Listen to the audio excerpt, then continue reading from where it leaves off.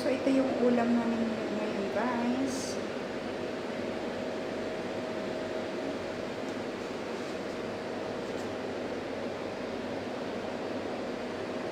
Salmon lang siya, tapos nilagyan ko na ng konting corn at saka mushroom with oyster sauce. Stir fried lang siya, guys. Tapos ginrilled ko na yung salmon.